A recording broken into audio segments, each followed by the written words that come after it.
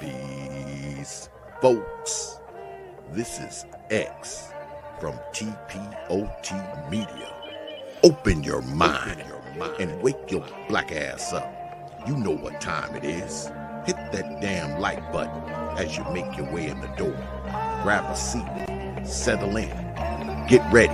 It's the Grown Man Hour with your host, my man, Bernard Riley.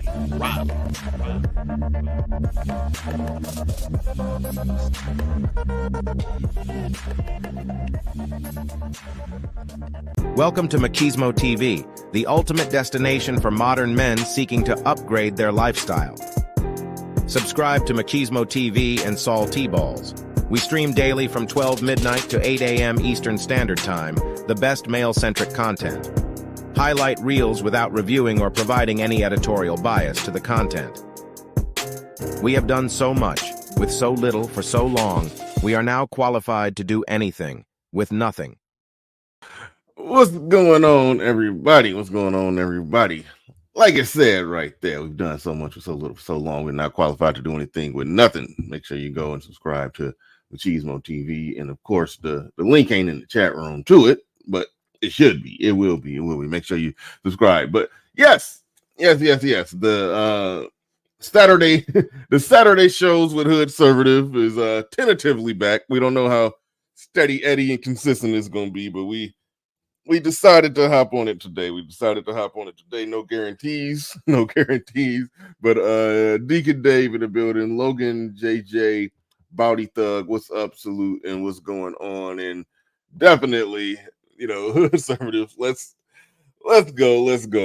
Thank you for No doubt. And let me take the hit and let me apologize to the audience because and it's like I was explaining to you. When we first I think you just sort of reached out to me on a whim. Like how long ago was it? Like almost 2 years ago. And, damn near, yeah. Right. And so I think we kind of kept that up for a long. That shit lasted longer than most of my relationships, by the way. But we kind of started this on a whim. And I really didn't have much going at the time. Like I was legit in between careers, so to speak. And I was like waiting to get something started. And then doing this YouTube stuff as a hobby. And then now fast forward, I work 10 hours a day almost, at least 4 days a week, maybe 5 if I can manage it. And I don't be feeling like doing the show all the time. Like I can barely do my show. And so like Saturdays is kind of hard for me to do your show and my show. And so it's like, it kind of once we kind of fell out of the habit of it, I really took that little break and was like, because I even on Sundays are wrapped up. I usually go do stuff for my kids on Sundays. So it was like, it's a lot to try to maintain a commitment like that. So I'll try to do it. But I like Bernard was saying, we can't do it every single Saturday. Especially Bernard want to get up at like 9 o'clock in the morning now, y'all. This shit, get this nigga back on CP time. What the fuck is wrong with him? Man, I be trying to do normal stuff, but no, no, just like you said, your situations change with you, and stuff changed with me, and man, some of this doing this damn YouTube stuff, it's some of it. I don't even want to get too deep into it, but I have my moments where I'll be like, oh man, don't. Sometimes I don't even be wanting to get up to do none of this shit, but I push on through it. But so we here. We here. We got it back going at least today. And you sent me an interesting video because you always find interesting stuff on Twitter. Well, one of the subplot topics that we are going to talk about is Candace Owens was on Fresh and Fit, and different people may have a different opinion on that. My opinion on that is just Daily Wire just did a whole what I consider to be a semi-aggressive campaign against red pill or men who talk about women negatively on the internet, even though they talk about women negatively on the internet, and then now they clicking up and collabing and talking to the women that they along with the red pill podcasters talk about negatively on the internet. She doing it live in real time in real person, and it was like so that whole little round table smoke-filled room with cigars, talking about how devastating the red pill is and what you're gonna do about it. Was that all fake? Because now y'all clicking up and collabing with I don't know how fake it is. I think it's a okay. wave. I think it's more of a wave right now. Like, What do you mean? I'm thinking of it as like we are in the era of the anti-manosphere. Yes. Like there was a channel that just kind of started getting big in my radar. It's big already, but I just noticed it, called This Might Be Risky, and they did a show yesterday saying the guy, I don't really know the host's name. I'm not totally familiar with the whole thing, but the host, he was saying how he laid out the whole premise in the beginning, how women set the rules, right? But he didn't go far enough. Like, if women set the rules, then everything that happens is to be laid at women's feet because women set the rules, right? Like, it's such an obvious next step, but he didn't go there. He just said it as women set the rules, therefore you manosphere niggas are bitching and complaining too much. Like, bro, when the fuck did we get to this part of the conversation? After like 10 years of the manosphere, it's like we moving backwards and motherfuckers are taking it back to like, well, I just don't understand your arguments anymore. Like, I thought our points were clear. I thought we made our points, but now we have this whole anti-manosphere thing where people are twisting themselves into psychological pretzels to disprove things that we have like painstakingly proved over the years as a phenomenon. This whole manosphere red pill thing has laid out the arguments relatively solidly, and they go to try to find like the most extreme egregious cases of somebody who's like red pill and be like, you're all like this one retarded motherfucker. Like, no. Man, wait, so let me you lost me on the dude saying I apparently I haven't spent enough time on that channel. I've like watched it at a glance. When he say women set the rules, what rules? What did he mean? Well, basically, he was kind of laying out more of a sociological argument. He didn't really get into the legalities of it. He kind of left that one. Like, he was like, all right, you got that, right? But socially, I think he does make a great point that when it comes to the mating dynamics, women do set the rules in a lot of ways, right? So men kind of perform to attract and acquire women. And I think that's a relative truth, right? So he took something that was like a relative truth and then just went really absurd with it. And so I couldn't stomach too much more of it, but like that was the gist. And I'm just looking at it like, where did all these anti-manosphere people just start popping up from lately? It's a wave. This is what I would want to understand. I don't know if you stuck around long enough to understand this or not. If he's saying women set the rules and you manosphere dudes is just complaining, so like he has an issue with men not accepting the rules that women lay out, or was the moral of the story bend to the will of the women and shut up? Like, don't they push back to female nonsense on the show? I mean, I see guys on the show and women on the show. I mean, is the women just making whatever point they're making and the guys just saying yes, dear? Like, I mean, like the damn the 90s sitcoms. I mean, they are men with nuts over there. They do push back and speak on behalf of men, right? To make fun of that whole concept. In his premise, he kind of highlighted a clip of like women talking, like it was almost exclusive women talking on this clip. It was his show, his panel, and he was re-airing a clip of it. And I'm just looking like, I think I know the problem here. You talk to too many girls, bro. That shit is starting to seep into your logic process. Like, I think that's what's going on here. You got too many women around, and their emotionalism is starting to fuck with your logic. Because I think that's really what's happening. You got, over the course of like this red pill conversation, it was men talking to men, and then the panel era came, right? And so now you have men and women on the panel together. And I think for a lot of reasons, people have just sort of done the math that, listen, if you can talk red pill stuff, but you have to make women feel comfortable talking red pill stuff, which means you have to let them win a lot of the arguments, right? And I think that's one of the other things that's happening in this grand scheme of things. Like, in order to have like, success and growth, you have to bring women in. But for most people, bringing women in means sort of acquiescing to some of how they think about shit. And I think women are wrong about almost everything in this particular conversation around the red pill. Yeah, and last thing I'll say about that's some interesting stuff. But again, it still all reeks of market share. I mean, like there are people who have, you know,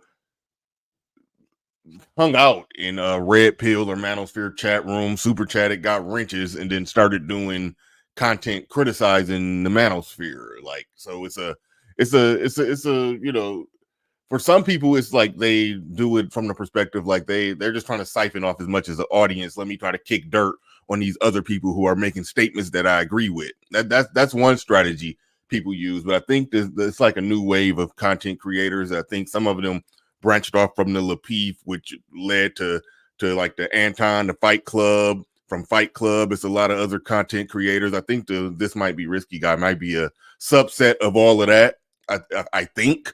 And from the outside looking in, I see a lot of them de facto doing manosphere or manosphere type content, and it turns into that Mr. Let Go type stuff. How Mr. Let Go, he switched up when he saw how successful Kevin Samuels got. He stopped, you know, doing his simping sounding content and started doing manosphere type content. And but then started, you know, taking a crap on the manosphere while still in the swag. It reeks of that. So that's kind of, I mean, I haven't spent that much time on that channel, but they're all doing a you know, a play on manosphere type content, which at the end of the day, I love it. I love that the stuff is everywhere. I love that it is spread out all over the place. It basically it's permeating all throughout Black YouTube. You know, it's still some places where it ain't touched, but I like that it's everywhere. But they have a need or a knee jerk to say, but all that weird stuff you hear about the manosphere, I'm going to call that manosphere. You know, I got incels have been associated to it. I'm going to say that right there. That's what the manosphere is, and I'm not that. So it's like it's a deliberate, contrived. I want to make sure I make separation from the stigma of it, but while simultaneously being it. I see so many people do that to where it's like what Paul Mooney said: everybody want to be a nigga, but don't nobody want to be a nigga. It's like they want to do it, they want to be it, they're living it. They react to the same videos, respond to the same videos, and got a lot of the same commentary on the same stuff, on the same topics. But they gonna take a crap on the label because they don't want to be associated with the label or the stench. And I understand that, but it's a disingenuous shot at the people, at the group or the concept. It's a disingenuous shot at the concepts or foundation of which you built your concepts and your foundation and your platform on. So that's my biggest Sometimes I wonder if larger forces are at play. Like, you know, so much has happened in the world since the last time we did this, right? You know, Candace Owens got beef with a rabbi who sells sex toys with his daughter. Yeah, kosher lubricant, bro. Shit's crazy, bro. Shit crazy. And Candace Owens now, she's getting called anti-Semitic because, and I'm gonna do a show on this. This shit fucked up my whole planning. Like, look, today was supposed to be Day of the Pajit. Like, I had a whole bunch of content. Let me give you the backstory because this shit crazy. So, like, a while ago, I did a show about the trouble with Africa. That's what I titled it, The Problem with Africa. And I took a critical look at, like, you know, some unkind realities on the motherland. And we got into slavery and all that stuff. Like, I showed actual slavery that was happening during the time where Martin Luther King and them was just getting around bus boycotting and all that stuff. I was showing slavery happening in Africa just to give people a juxtaposition of the realities of the world at that time. Like, while we was over here talking about these white men don't let us eat cake at their counter and shit, they was buying niggas 3-4 dozen over there in Africa. Man.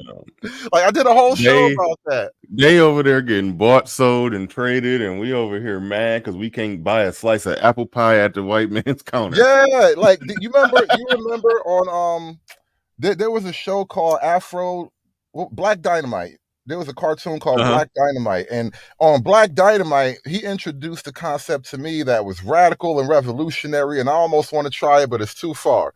It's too far even for me. The orphanage. You understand what the orphanage is? I like showed people an actual running orphanage. There was an actual orphanage in operation in Africa at the roughly the same time we was fighting for our rights. I showed people the operation of a orphanage. That's what I was doing on my show while we haven't spoken in a while. That shit was so fucking crazy. So anyway, because I felt bad that I was kind of Hold on, Africa. hold on. I know what a whore is. I know what an orphan is. I know what an orphanage is. What is a orphanage? It's a combination of the three because whores often have orphans. Oh, so it was a place where they took care of the orphans of whores. Well, an orphan is usually a word for children without parents, but children of whores don't have parents really, so they just all get lumped in that one house, and they it's still prostitution, so they all wound up for sale. Got it. Okay, carry on. Yeah, listen, man, I show you the darkness. All right, we had a dark stream about the motherland, and like I was saying, I know that was a little hard for people to bear, and so today I was going to go in on India, and it was going to be Day of the Pajit. And I think I still might do Day of the Pajit because fucking India is not a real place. This is why I was going to go in on India. There was a story where I think it was like a Brazilian couple. You know how these people like to hitchhike across the world and shit, like the world is, Kansas or something. And so this Brazilian couple was like in India camping in India. Shit sounds bizarre already. And they get accosted by some thuggies. The word thug actually stems from an Indian word called thuggy. A long time ago, there was a culture of people where basically they would just rob niggas on the highway or whatever, but the word that described them was thuggy. And so in our term, that word has kind of survived and become thug, right? So we all be on some Indian nigga shit. It's crazy. But apparently they was attacked by some thuggies, and they beat the husband up a little bit, and then they took turns with the wife. So I can't say how horrible, but they had their way with his wife, and so that was like a huge story. And so all of Twitter started just showing how fucked up India is, and I started just collecting some of those videos about how fucked up India is. Holy shit, bro! It's a magical place, bro. India is a magical place where impossible things happen. Like they have as a part of their religion, like a cow is like their major deity. They worship the cow so much they eat the shit. Huh?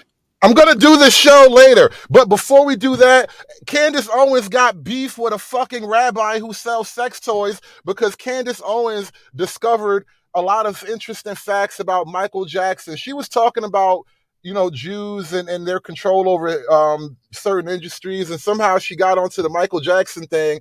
And so there's this one rabbi who was connected to Mike right before he died, and she starts connecting dots and noticing and shit like that. And now she got beef with the rabbi who does porn. I gotta talk about all of this shit, bro. I don't know how I'm gonna cram all these things into one day, but this was gonna be my day. This was gonna be my day, bro. So much things have happened since the last time we did this shit, man. I know. It's like the thing that we got here that we was, doing the topic. It's like it's so much more stuff to where I'm like, man, we should have, if we would have planned this a little better, we probably would have had something else going on, because this is, you just threw out so much wild stuff. Right, because I was already planning to do this content, so I already had the content lined up, and then we just sort of said, let's do a show real quick. And so I'm like, bro, I got so many ideas bubbling in my mind right now, you don't even know. And then you tell me that this girl right here, this is why we were kind of late too. This girl apparently has a background. We were all happy with this girl a few months ago. Apparently we were all, pleased with her. She was all cute and adorable, and look at you now. This shit crazy. Yeah, for okay, well, I probably should have played this and then told them, but long story short, I just the girl who did the video where she was talking about, she was a ballet teacher, and she was talking about how bad the parents are. They got the kids, got the little girls come in there, they want to listen to Pound Town or Skeet or whatever. I remember that ballet teacher. I did some content on I did a video that got damn near 100,000 views on it. So yeah, so no, I definitely did some content on that. This is the same chick, but right now she on some bull. Right now she on some absolute bull. And so we're gonna play this. I see it in the caption in the video that that I guess she posted this on Twitter and Instagram. You said it. D said this isn't her. No, that is her. That is her. I can prove it. I don't know. I can prove it like this real quick. Hold on. I can prove that real quick. Listen, Bernard got his junior internet detective badge. Stop fucking with him. Yeah. I'll be on it. Yeah, this her Instagram right here. I know. I heard her talk. I heard her voice, and I recognize it. So this is her right here in the video that we about to watch, where she's basically about to Me Too Morgan State University. That shit crazy, bro. Like this is also her right here. Yeah, that's the same video right there, Bam. That's the same video, and and this is her, not the thottiest Instagram ever, but definitely not, Mrs. Wholesome, like what we was, rodding for, even though even in that video where she was talking about, how bad the kids are and the parents and this and that and all, those long ass raptor claw nails. She had on some long ass nails, and I was like, those nails is suspect as hell. And somebody had even told me that her Instagram is a real suspect, and I was like, yeah, I bet it is, because I just them damn nails, But so yeah, I mean, yes, she ain't the worst. She ain't the worst out there, but she a chick. She do what chicks do. But what happens is a lot of chicks nowadays, because the manosphere that everybody hates and is in the season of criticizing the manosphere, because that it's been made popular, I guess, to give pushback to the nonsense that women do, that's become like a thing. What happens is chicks know that, and chicks understand social media. They understand going viral. They understand that they could put together a clickable video and get people to jump on it and rock with it, and they understand it. They know the game. So yes, it be chicks who be full blown sisterhood and on some utter absolute nonsense. Here you go, right there, middle fingers in the air, land.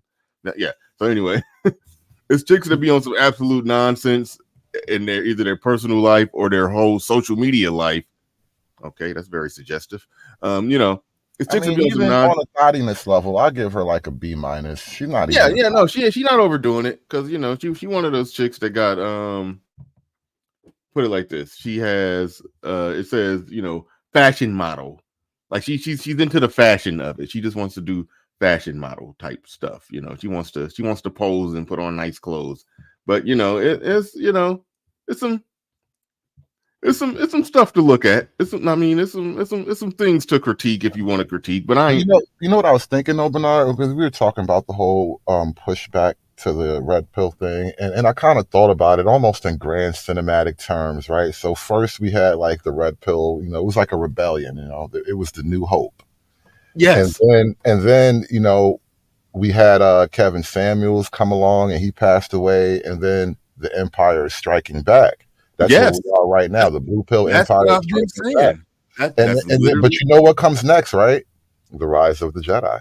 Yeah, I was just about to say, Return of the Jedi. Yeah, no, I mapped that out. I got real dorky on the stream. I took it all the way to even when people first start doing manosphere content, back 2015 or pre-2015. That was like during the Andor or Rogue One phase of it. They just wanted to get the message out. They not even going to get the glory of it. They like people on Rogue One. I mean, wasn't it Andor and what is it, Jyn Erso? Yeah, Jyn Erso. They died on that planet just trying to get the message out. Nobody even know who the hell they are in the whole Star Wars galaxy. But they got the message out of how to destroy the Death Star.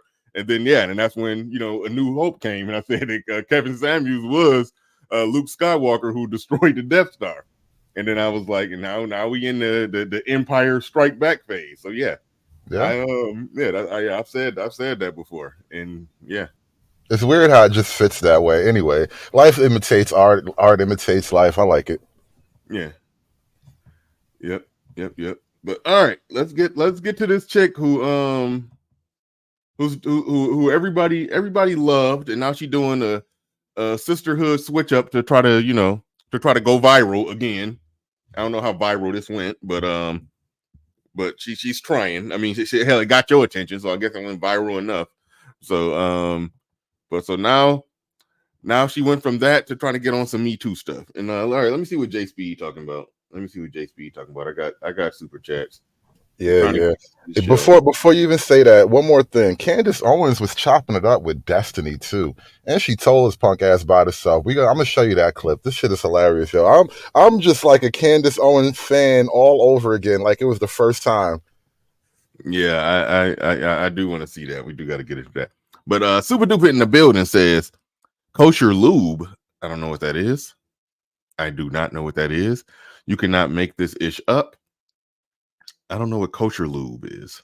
That's what the rabbi sells. I mean, anything a rabbi sells, I think, is kosher by default, right? They can't sell non-kosher stuff. So, yeah. I guess. OGJ Speed in the building. He says, Riley, people do have a lot of ideas, especially when the medication is not working. All my clients always start off in the morning with a rough time. I don't know what OG is talking about. I don't know what anybody talking about today. OGJ Speed. He talking about me. He just mad because my brain works faster than his. I have a beautiful mind, OG, and I am not ashamed of it. All right. He says, Game Changer would love to get the penicillin. Oh my God, he on one today. Game Changer would love to get the penicillin out of his glove compartment for her. So where is Game Changer when you need them? Take one for the team. All right. Thank you, OG. Yeah, she got that. She got that hit it raw look. Yeah. Okay. All right. OG tripping. All right, let's get into this. All right, let's go. Do not go to Morgan State. Immediately when I heard that voice, do not go to Morgan State. I knew that was I knew that was the same chick. I just knew the voice. I recognized the voice more than the face. Like I said, I did some content on that because Sexy Red actually responded to her, but said something so stupid she deleted it. But I caught it before she deleted it. I was the only one on the internet that had it, so I kind of broke the story. That's how my junk got 100,000 views, and then the blogs picked it up, and a few other people picked it up and did what they did with it. But I was the only one that really caught that Sexy Red stole your thunder. They stole your thunder. Ain't that some bullshit? Oh no! I got 100,000 views off the video, so I'm good with it. Now, if I would have did it and damn my shit would have flopped and only got 1,000 views, and then somebody else took it and got 1 million, then yeah, I would have felt bad. But no, 100,000 views for me is rock solid. I can't complain. I ate off of it. But all right, let's go. Do not go to Morgan State. Do not go to Morgan State. I'm a senior here. I study political science. Red flag. This school is trash. I attend class in this building right here, the Martin D. Jenkins Hall at Morgan State. Today, this was the third time that I've had sexual advances made towards me by the security at this school. And when you report it, the people in charge laugh at you and insinuate that it's not true or it didn't happen because they know their staff. All right, let's yeah, when she said this, I'm assuming that a motherfucker was just like, hey, let me see your titties. Let me see them nipples, baby. Like I'm assuming the most egregious, unprofessional behavior you could imagine. And so I'm like, all right, I'm willing to hear you out. I know bitches be lying, but I'm gonna let you tell the lie before I judge you. Yeah. Okay, so this is where I'm at with it. It is true. It is true that, and that's assuming the story is true, because there's so much in this story and reasons why I don't even believe it. But if the story is true, I understand that there are rules that a teacher who holds a position of authority over a student can't be hollering at a student. That's violation of company policy. It ain't even about who's a minor and who isn't, because they're in college. Everybody is over 18. but you company policy, or it's illegal to do that with somebody you hold that type of position of authority over. I don't know if that applies to the damn security guard and the janitor. So it's like in a weird roundabout way, could campus security or the guy that cleaned the toilet, could they holler at the students? It's Actually, the power balance would lie in the students' favor. Technically. Right. Because, I mean, if a student makes an allegation against, a staff member, it has to be investigated. It's mandatory. Yeah. Which is kind of what this is going to lead up to. Yeah. All right. Let's get more into it. But seeing that she got a story prior to this, and I'll just go ahead and get into why. I think we're gonna break it down, but I'm just gonna just my spidey senses, my bullshit meter, is all that is buzzing and tingling and going off right now, because we saw her try to go viral. Well, it went viral successfully. She said that shit reached 200 million people. So we saw her go viral successfully, talking about presenting as a ballet teacher who got these students who wilding out and trying to twerk the sexy red, and they like 6 years old. Excuse me. She went viral on that. I like how you said presenting as like she was like transgendering her as a ballet dancer or something. Well, the reason I say that now, because again, we went to her Instagram. She posts everything that she do, and she said that she get in full, I think it's called the tutu.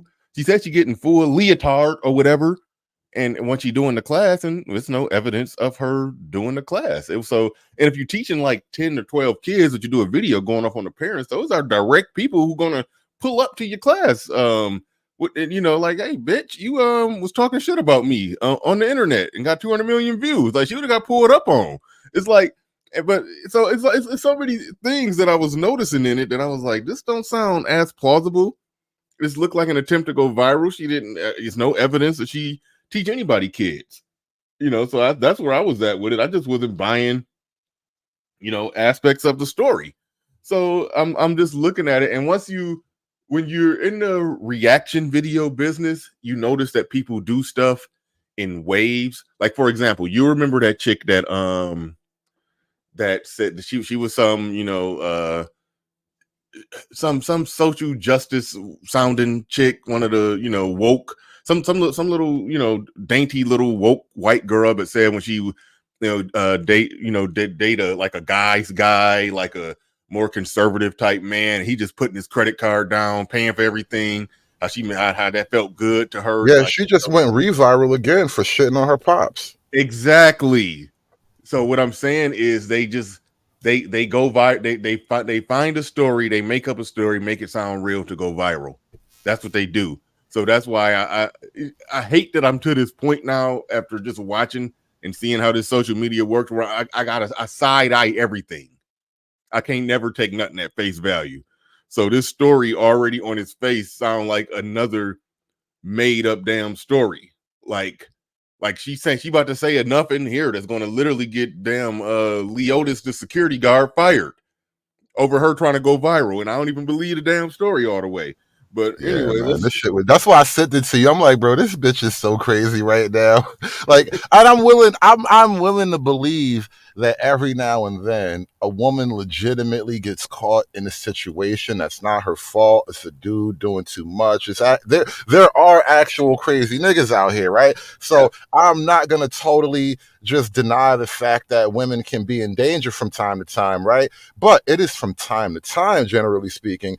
And then what we describe, what we in our mind as men imagine a dangerous situation is, and then what she's about to describe right now is the reason why men just don't be wanting to talk to women no more. Right. I'm coming in to take my midterms today. I go to the office.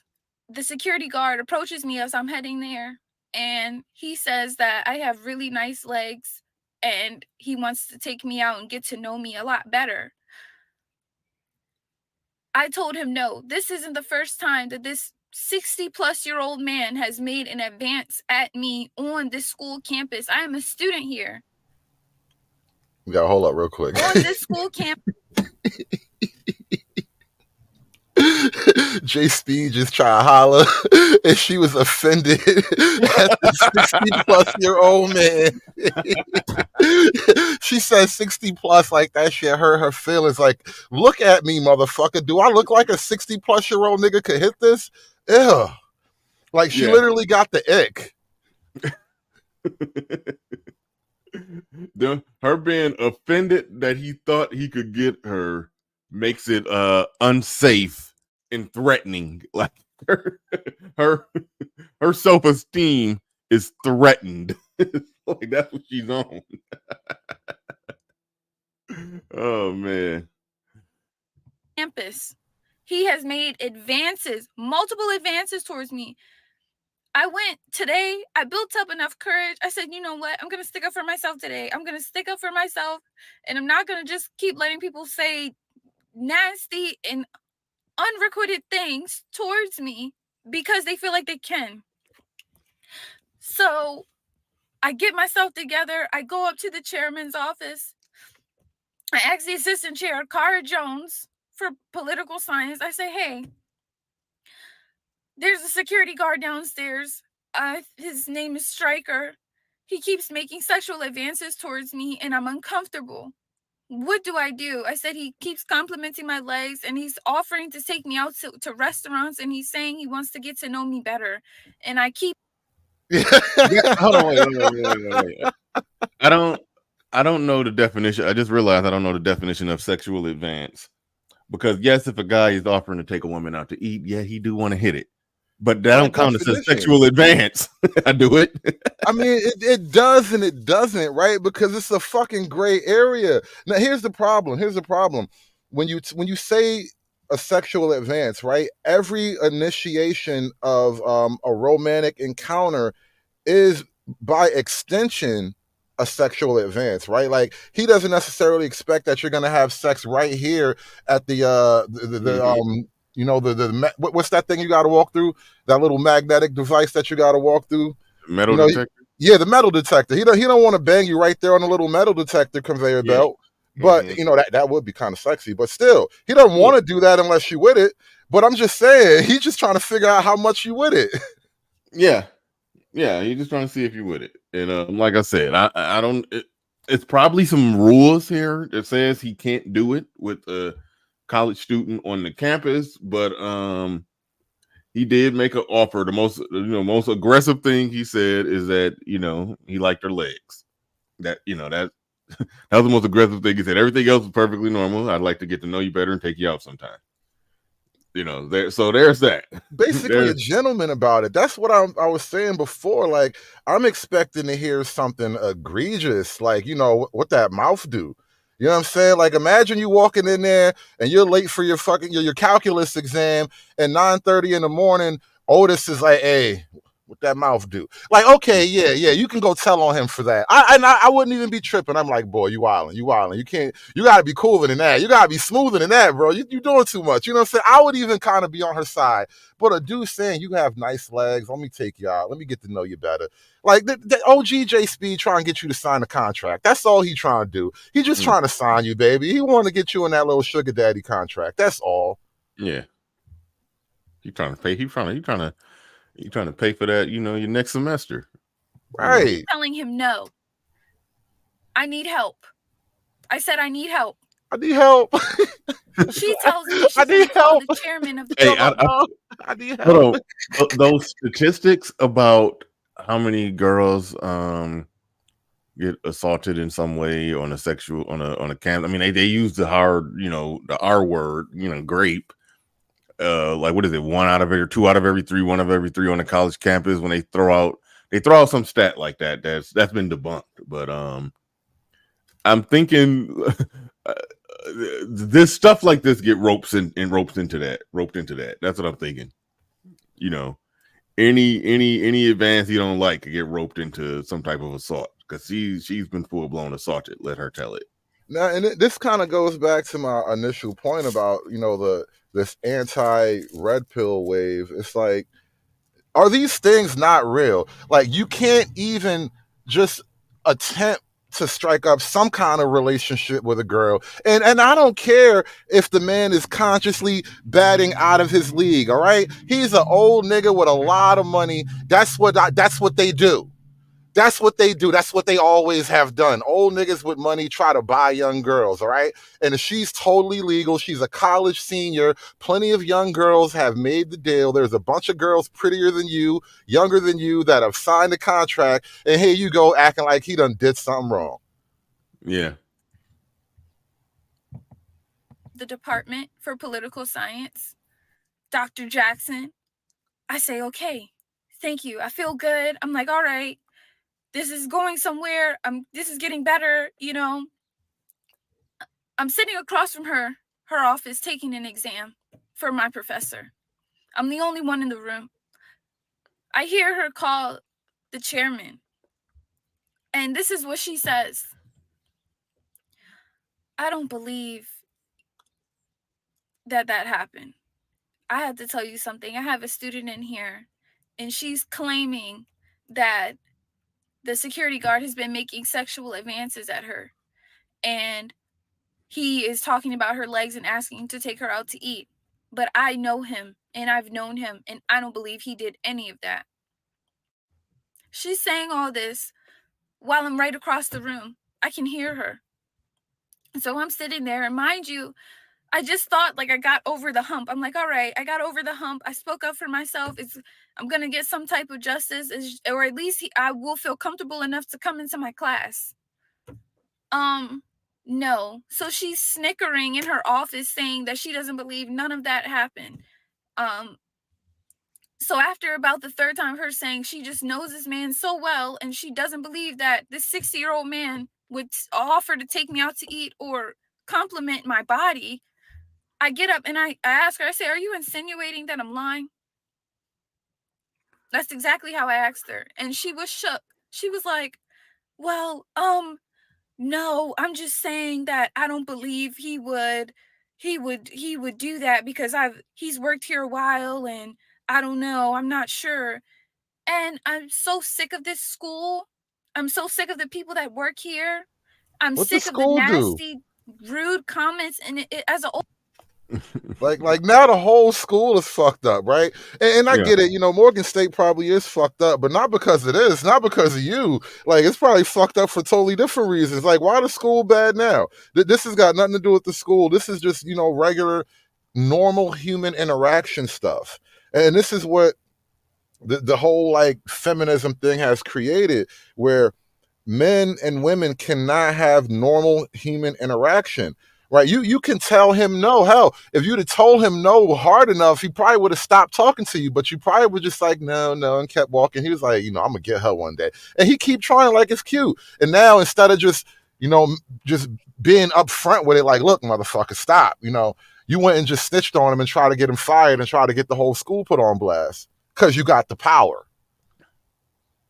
Yeah, if you're looking at it from the perspective, like she's using a power flex more than anything. It's like you're a victim, but you got all the power. That's what it ends up being a situation like that. Or hold on. Or is it this? Are you legit saying that the very prospect of a man complimenting you, telling you he wants to get to know you and wants to take you out to eat or something, does that legitimately strike genuine fear in you? Is that where we are now? And this is what I mean, like feminism. This is feminism. This is feminism in practice. And it's terrible because she's pretty too. That's a double waste. Yeah. I expect you to look out for a younger Black woman, regardless of how she looks or what she has or what she's wearing. Look out for her. All you can do is snicker and put your 2 cents in and say you don't believe that would happen. If you don't want to be sexually assaulted, harassed, or violated and then laughed at, assaulted, that word shouldn't be in this.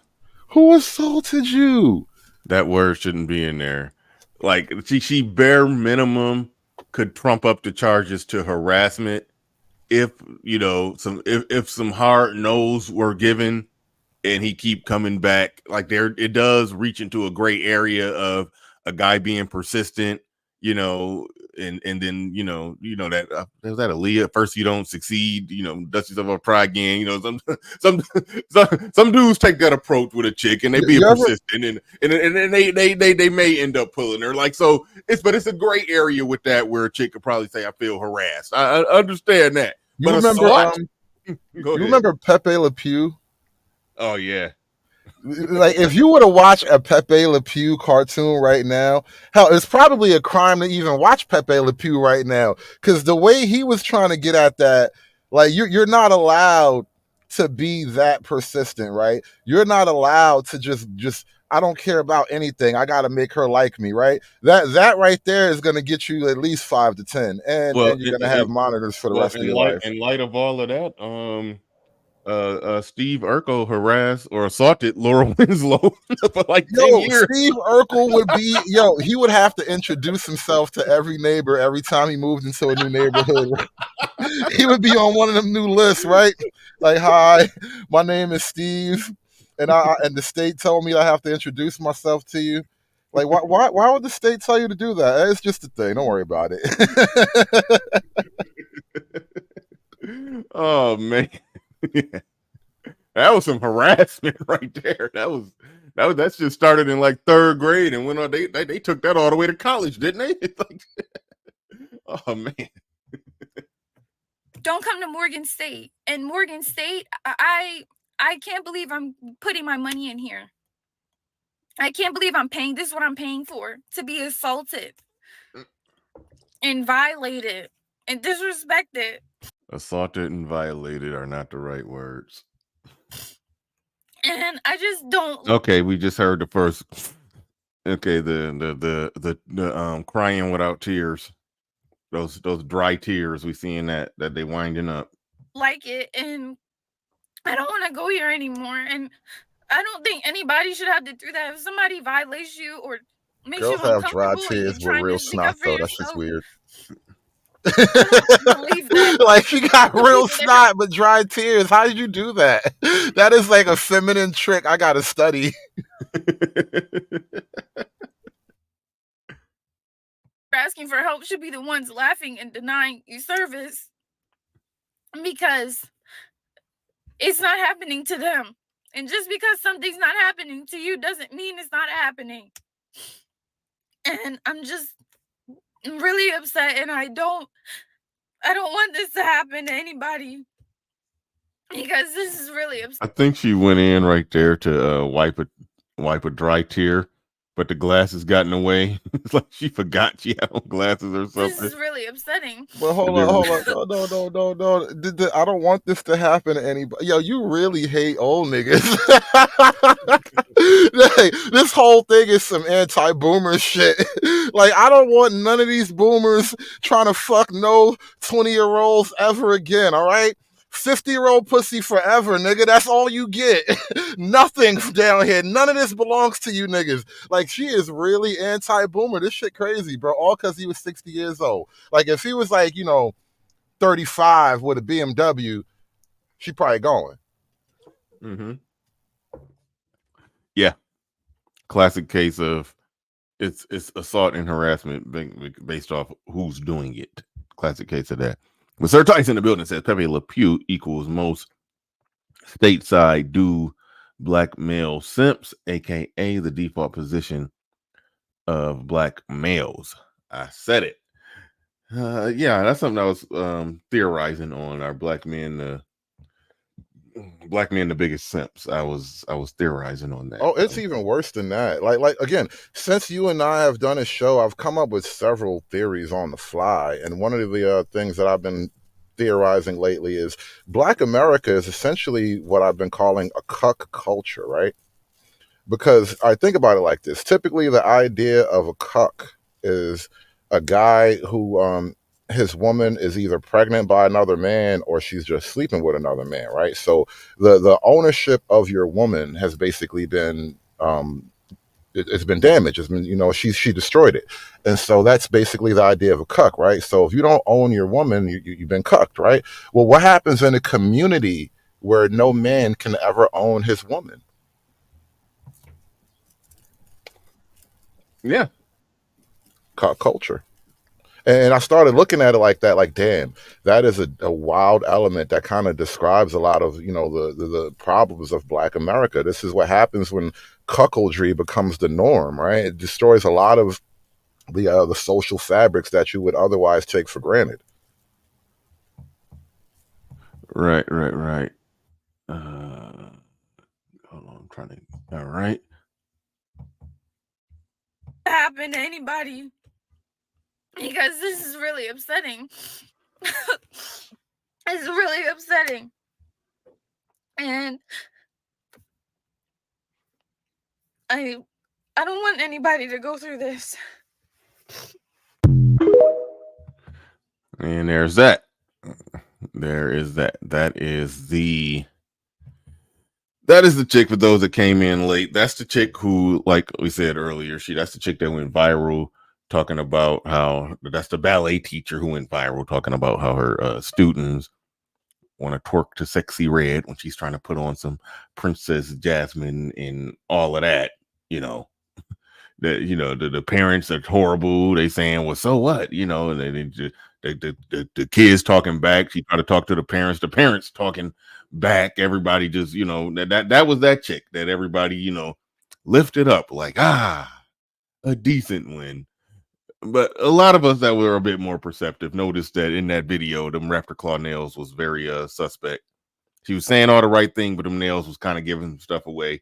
And so, no, but here she is again, going viral again. She, you know, I think making up a damn a fake invisible Me Too story. I don't even know. I bet Leotis don't even exist.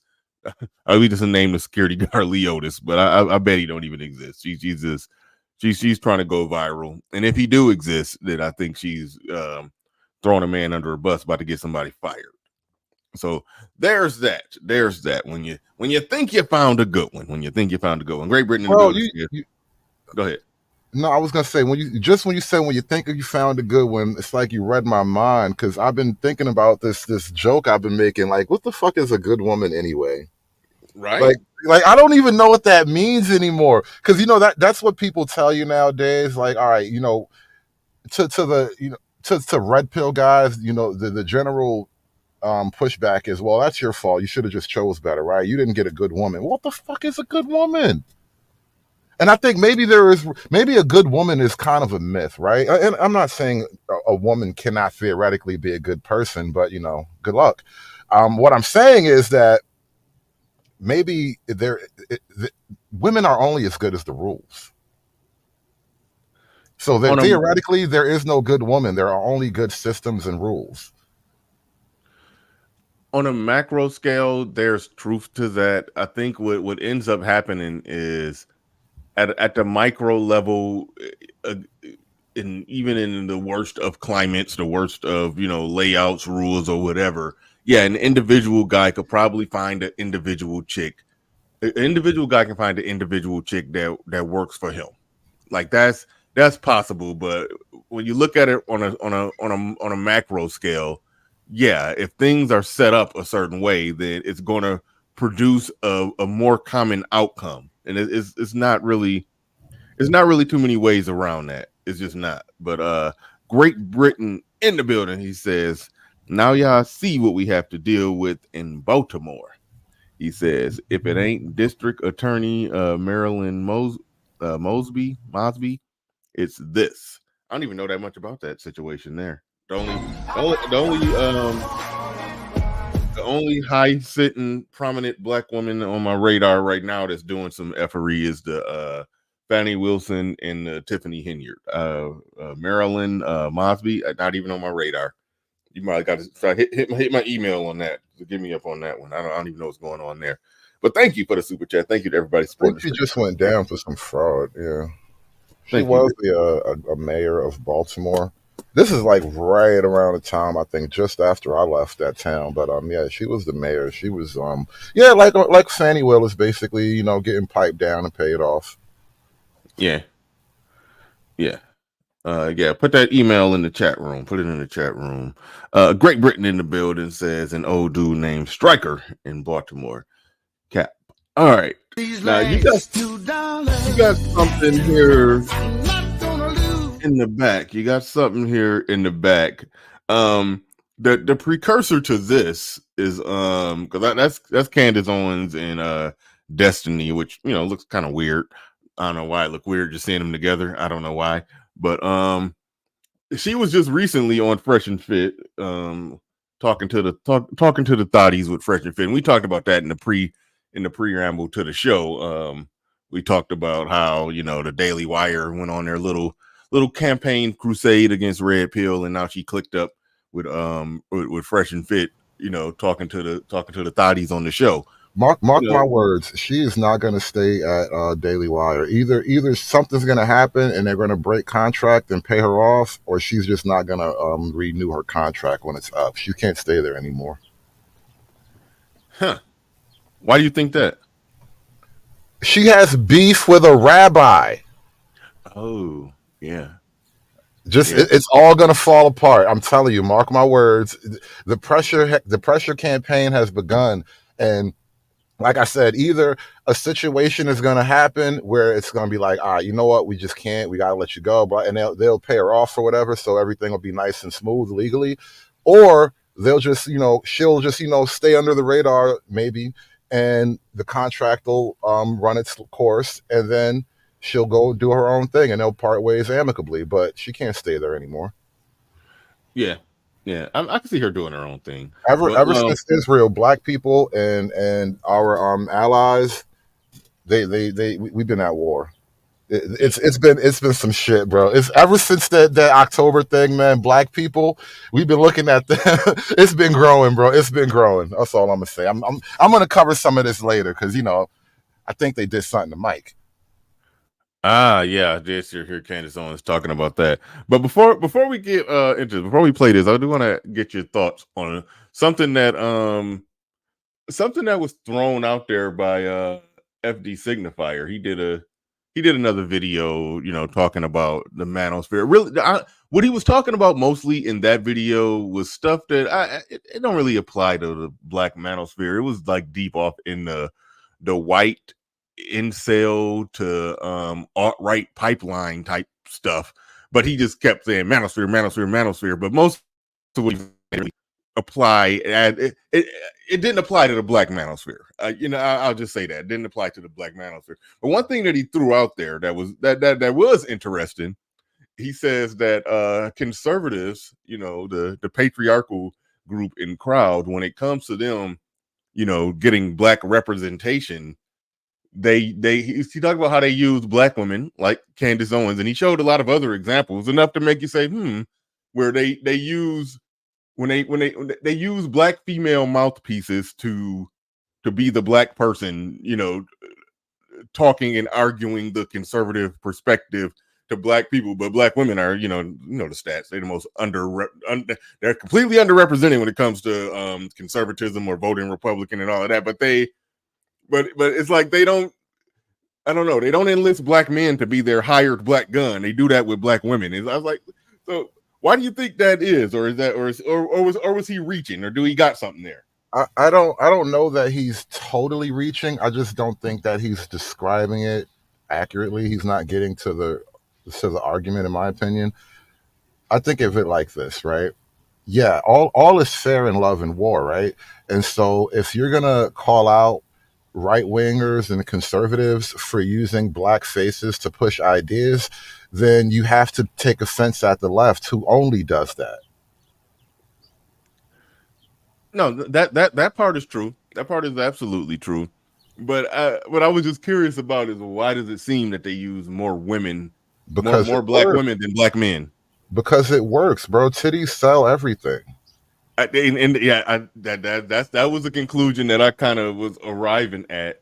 They figured they would be able to get more black people to align with them by using a pretty black female face versus having a black man that looked like Clarence Thomas up there speaking, talking that shit. It's like, so I mean, listen, wait till we get a beautiful black trad wife, right? Like where's that movement? That's a hard thing, right? That's like looking for a unicorn. But those are the kinds of images that you would want if you're trying to fight the propaganda war, right? And like I said, all's fair in love and war. So I take no like offense to that concept. I just push back and say, listen, don't be offended that I use tactics that actually work. And I know they work because your butt hurt. All right. Where are we at? Oh no, I can't push play on that. You got to push play on this. You got it.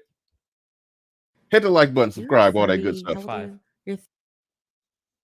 Oh, go ahead. You're 30. How old are you? You're 35 years old. Yep.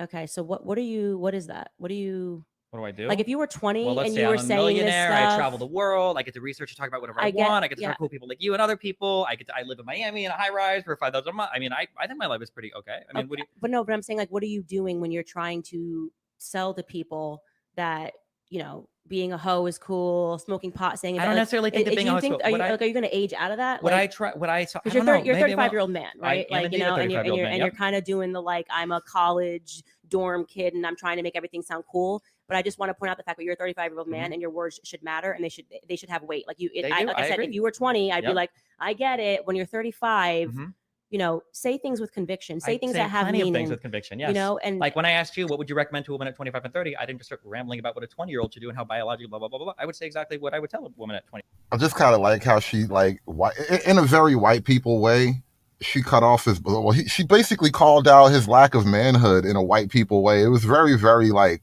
calm and cool. Like, bro, you're 35 and you're just like this college kid. Like, your words are supposed to matter, implying that everything he says doesn't matter because he's basically a boy. Yeah, you know what? That's what I was about to say. I didn't. When I heard her saying that, I was like, wait a minute. When it comes to talking about liberal politics and all of that, like he says stuff that matters.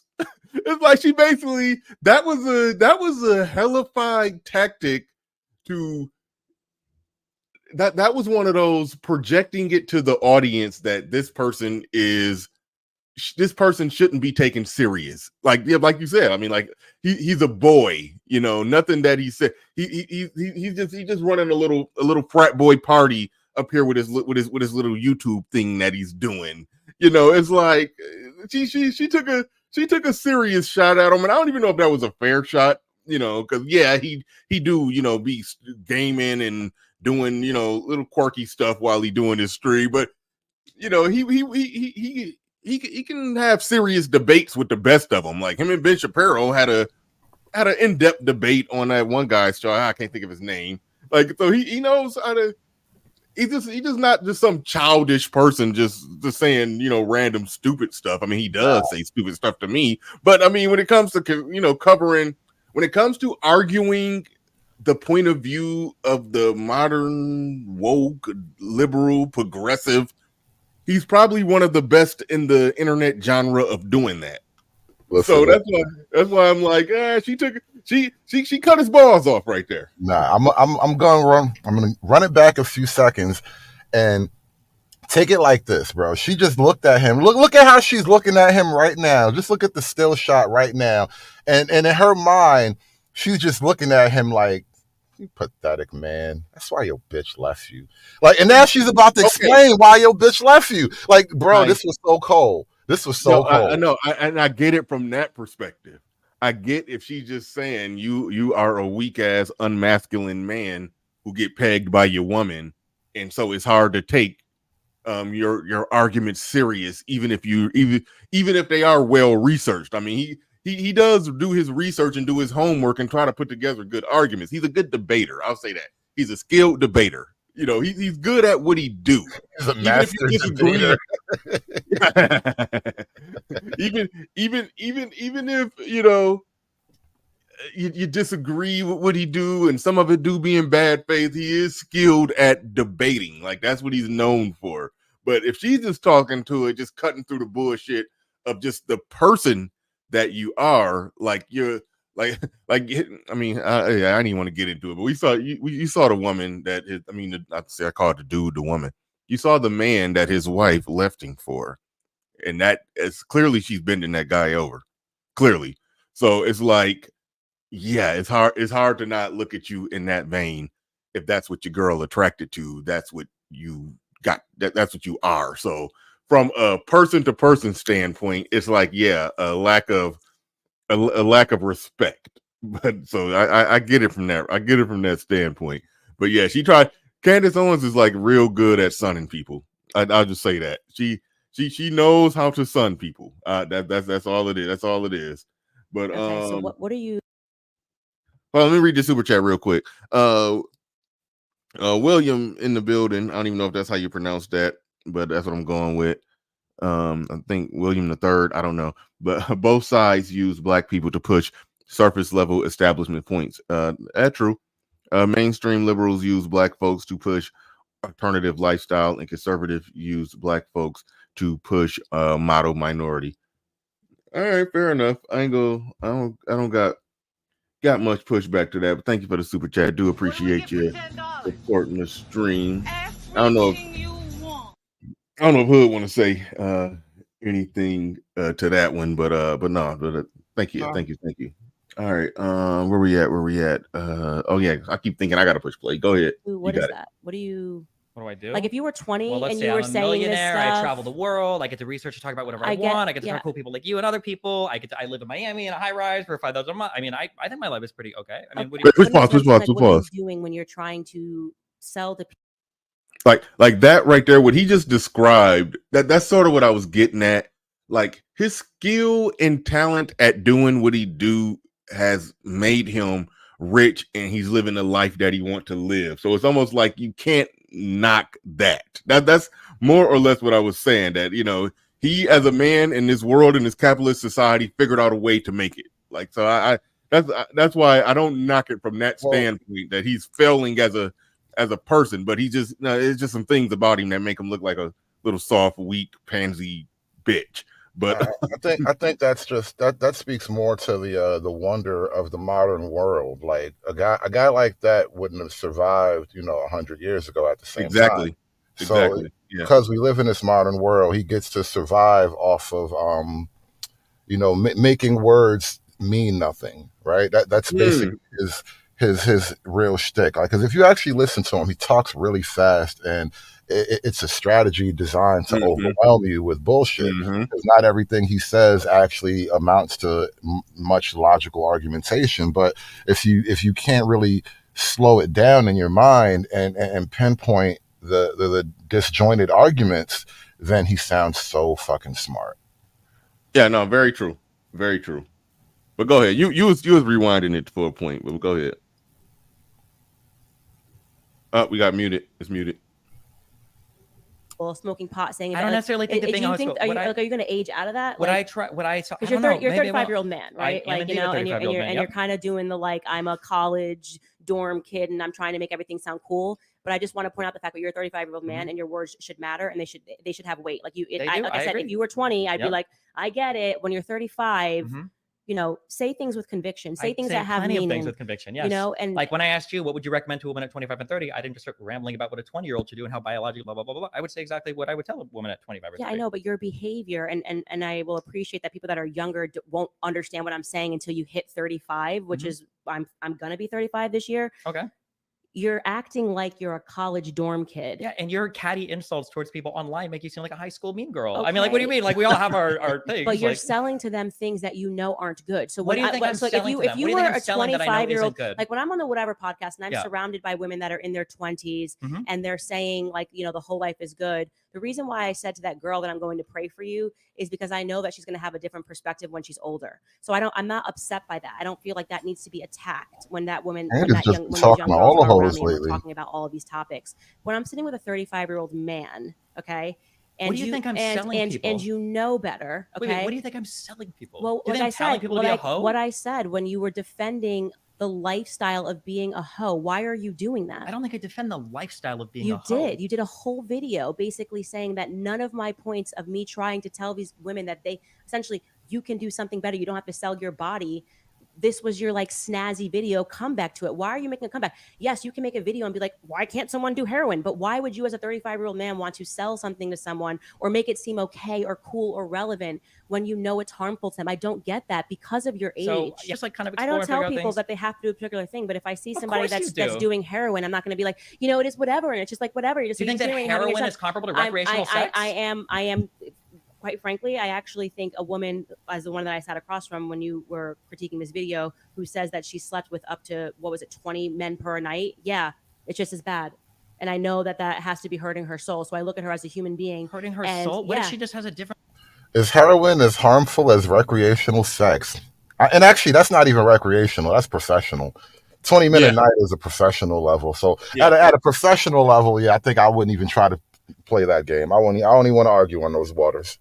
That's 20 a night. 20 a night, that's a lot. I don't know what video Candace Owens is referring to. She was on the Whatever podcast. That's why I said she's been talking to all the hoes lately. She was I know that part. I think she was responding to I guess based off what she said, it sounded like Destiny made a video where he was more or less trying to justify what the chicks are doing. I mean, the lifestyle that the chicks use, lifestyle that the chicks live, to be on the Whatever podcast. And he was saying that, I think he was saying that nothing that Candace Owens is saying is going to, change or fix them, or you can't, argue them out of there. I don't know what. I don't know. No. It's really simple. If you had a conversation with some hoes, right, like Candace been doing lately, and Candace tells the hoes, I don't think being a hoe is good for you or your soul, and I feel bad for you, and I'm gonna pray for you.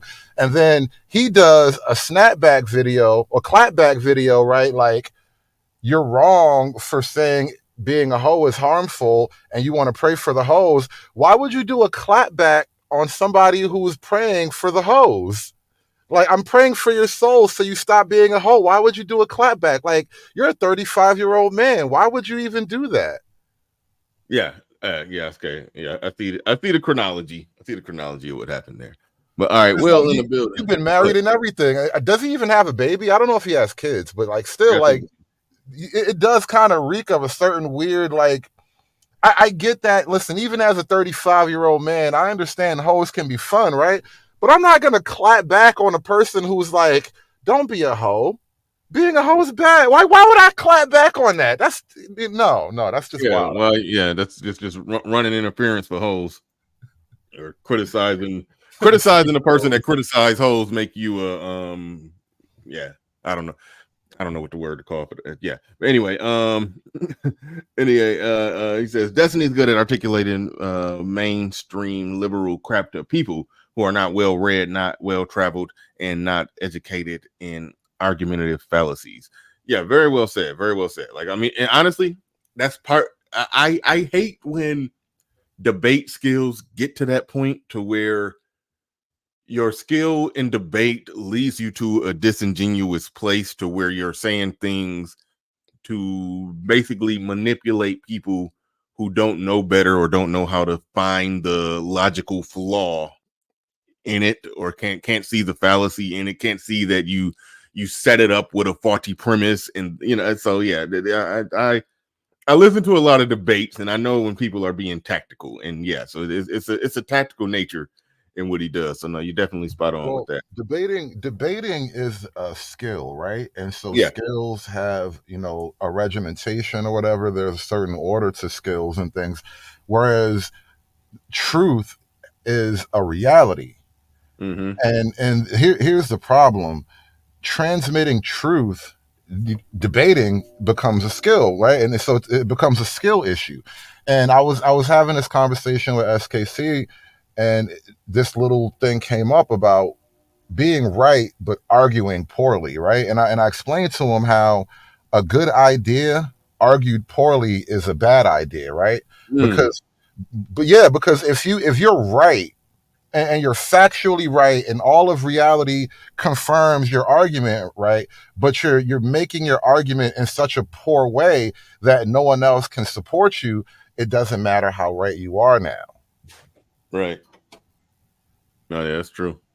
And that's the debate thing, right? That's where debate becomes a skill. You have to sort of learn the art of presenting an argument. And then beyond that, like in a debate, now you have to learn the art of not only presenting an argument, but destroying another argument. Mm-hmm. Very true. Very true. All right. Thank you for that super chat. All right. Go ahead. And roll it. How much? Oh, yeah. She doesn't. Completely. No, she does. No, what do you mean? She's telling you, she was very honest, actually. And that's why I appreciate her, because she was very honest that for her, it is just about money. Okay. But when I see that individual, when a young woman is saying that she'll sleep and see up to 10 to 20 clients per night, that's a broken individual. And it's just as when you see somebody who says that, they're doing heroin or doing this, they don't need the cool guy at the party to be like, yeah, man, it's whatever. Like, it's like, no, you actually like structure. You need somebody to say to you, you don't have to do this. There's so much better potential within you. You are young. You have your entire life ahead of you. Let's figure out what it is that you're great at. I understand the economic concerns. It's a really tough economy and it's easy money, but there's other things that you can do to make money that will give you better self-value. And so that's why I say that I think that what you're doing as a 35-year-old man is you're lying. You're just lying. Do you think? Let me ask you something. Do you agree that there becomes a certain age where that thing she just described, being like the cool guy at the party or whatever, is there a certain age where that starts to just become a little played out? I don't know. I mean, yeah, but like, then what is the age, right? Because that's always the next question. Like, when does being the party guy become like kind of whack? I don't know the age. I really don't. I don't. I don't know. I guess sometime in the 30s, but I mean, I've done some partying in the 30s. It depends on how you do it and where you're doing it at. Like, if sometime in the 30s, being, I don't know. I mean, men in their late 30s and early 40s can go out and party, and it just depends on the bar. It depends on the club. It depends on the environment. But you will always be a single man out getting it in if you got. I'm not talking about just the idea of like going out, but like drinking too much, doing too much, being the center of attention all the time. Oh yeah, that get old. Yeah, mid-30s all day. Yeah, that's about the time you lose desire to be drinking and turning up and shit. Yeah, turning up. Yeah, that's a good question. At what age does turning up just become too much? I don't turn up. I don't. So yeah, I'm early 40s at this point. So no, turning up is done. And the only reason I was doing some turning up, I guess, in my early 30s, because I got divorced in my early 30s. So like at 31. So yeah, I did some going out, I did, but that actually got old, like in like 5 years, 4 or 5 years, something like that, from like 30 to about 35. By about 30, after 5 years of of getting back out there, and it was like, all right, that's a wrap. I'm through. So, yo, Candace Owens, I'm just looking through some of the clips from Candace Owens on the Fresh and Fit podcast. And she was trying to like red pill him about some stuff. She was talking about Epstein and, well, not Epstein, ADL. She was actually talking to Destiny about Epstein. But Candace is she is starting to notice that. That shit is funny. Candace Owens, she's starting to notice, man. The noticing, it's like a hashtag on the internet when people start to ask anti-Semitic questions.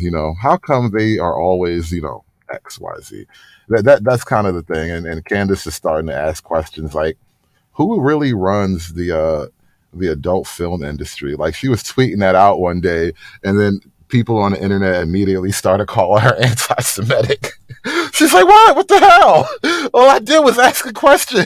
Why are you people mad at me? Stop attacking me. All I did was wonder who is running the adult industry. and they just start calling her anti-Semite. So you can't ask the question? No, and let's not ask too much either. But it was hilarious though. I was just like, wow, man, Candace, I'm starting to love you all over again. You're about to be my new boo all over again. I love you like it was the first time I met you, girl. Oh man. But no, it's interesting. It's interesting with her. Yeah, she's dipping her toe into some things. Like I said, she was on yeah, it looked like you pulling up the clip right on cue when she was on Fresh and Fit last night. And again, I can't shake it out of my head how they, basically did the Daily Wire Avengers clicked up and essentially did a hit piece on on Red Pill, and now she clicking up with them to clap back at the thotties with them. So it's like that's just interesting to me. Wow. And Myron Gaines, yeah, his hair restoration procedure is going well, and he damn near got finger waves at this point. Like that's going well for him. You got the Mediterranean waves. Yeah. Because it can happen to you. Yep. It can happen to me, right? You just too. decide a narrative and get everyone against you, and it's not based on fact at all. That is why, I was the loudest voice consistently against the Me Too movement. Before it was popular, I got hit by conservatives and liberals when it first started trending because they were like, oh, it's rape, so we can't possibly. I was like, these bitches are lying. Thank you. Girl, I know what you did. You slept with him because you wanted a job, right? You slept with him. This is like the oldest. This is prostitution. The prostitutes get a refund now. They get Me Too us. It was prostitution refund. Anymore. Yeah, they were like, yeah, you know what? Yeah. I'm like, what? No. And I'm telling you, you go back and read the articles. I showed it on my show. I'm like, because I got hit by the left and the right. Even the right gets in line and then waits a little bit until it's comfortable to start saying something's wrong. It's like, no, it's always wrong to say that I'm going to believe your allegations because I'm with her, hashtag, or like believe women was trending. What a nut. It's insane. Yeah, I didn't even see this. Like, I actually like that she did a one-on-one just talking to them. Yeah.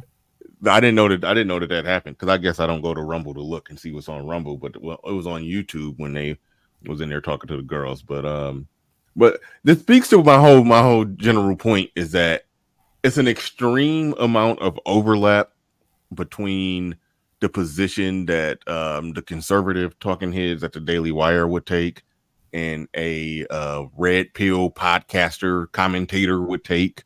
It is an extreme amount of overlap. And so that's why I found what they were doing to be disingenuous. The only area where it's not exactly, the only area where I think they do got a legitimate problem or legitimate gripe is in the area of there is, with Red Pill, there's a certain, different content creators are different, but some of them promote hard, I hate to even promote hard promiscuity, and I understand that goes against, you got Ben Shapiro and all them, it's a lot of, straight laced, square, tightly zipped up, buttoned up conservatives over there. I get that they see a problem with that aspect of it. I absolutely 100%. Like that's the only part of it where it's genuine, where I think they got a genuine disagreement because that flies in the face of their traditional conservative principles. That part of it I thought was legitimate, but everything else was a fake hit piece, in my opinion. So this is part of the problem. And this is why SKC and I, we've been having, like I told you this, we had a series of discussions about this whole red pill thing stemming from that time you covered the Daily Wire conversation.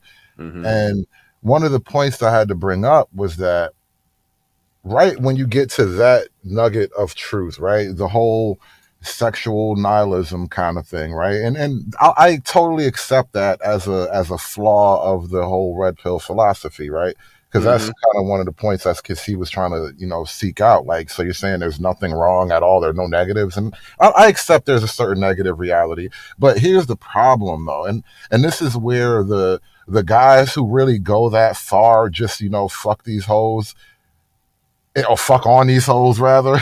Like, if the guys who go that far, and they're only wrong in the sense of that moral framework that they're holding on to. But the problem is, these guys, like the Daily Wire argument and a lot of the guys who are sort of criticizing the red pill, you want guys to sort of uphold the behavior model of, Once Upon a Time, but you have no plan to encourage women to uphold the behavior model of Once Upon a Time, right? And so if you don't want to encourage the women to uphold that behavior model, then you can't tell me that these guys are wrong for just fucking on the hose, because ultimately you want me trapped on this hamster wheel. And so knowing that this is a hamster wheel, I can't ultimately be mad at the guys for fucking on the hose, because you have no plan to get women under control. You can't stop him from fucking on the hose. No, I agree 100%. I agree 100% that that's where we're at. Random, perpetual, nonstop hookup culture into perpetuity is not good for society on a macro scale. So if you're saying that the man should be a man and behave in more traditional ways with modern women, you're basically sending him to the slaughter, so it's like that's the flaw on their side of it. You basically, guys are getting sent into the wood chipper. That's essentially what it will come down to. So it's a flaw on both sides, and nobody has a good solid answer to that. And I was glad in that Daily Wire conversation they had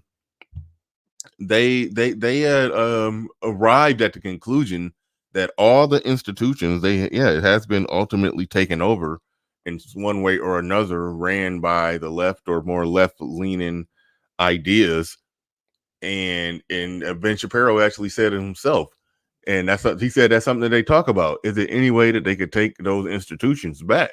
Whether you're talking about the institution of marriage, whether they're talking about colleges, whether they're talking about he named several other institutions that basically don't serve the type of life that they think people should be living.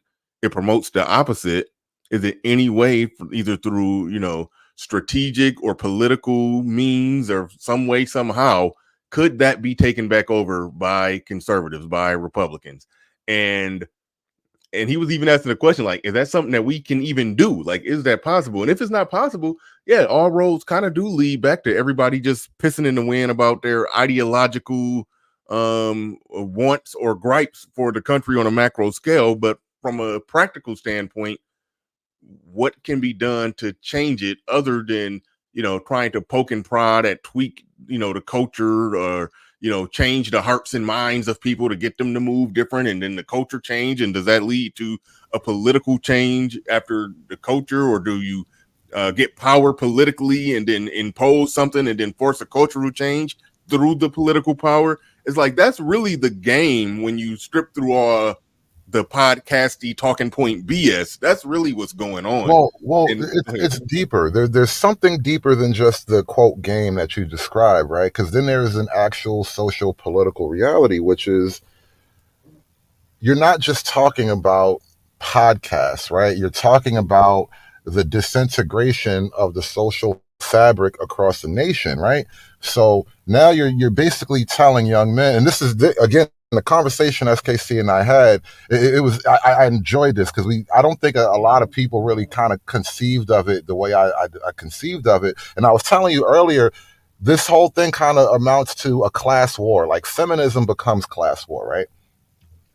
Mm-hmm. And what I was explaining is that you create this situation where you got the middle class guys and it's the upper middle class and beyond who are relatively insulated from the worst parts of feminism and all the laws and practices and policies that feminism would dictate, right? But at the bottom if you don't have women who are willing to stick it out and cooperate with men so they can have a stable family, and then those kids can be placed to do better economically and socially going on in the future, and then their kids do better economically and socially, right? You have now destroyed social mobility because of feminism. And so then you turn around and you tell these young men that you see exactly what's going on and you understand all these arguments that I just laid out to you, right? But we need you to keep rolling the dice, right? Mm-hmm. And you refuse to fix it. So then now I'd say to SKC at this point in the conversation, you realize this is basically a negotiation, right? And you want something from me.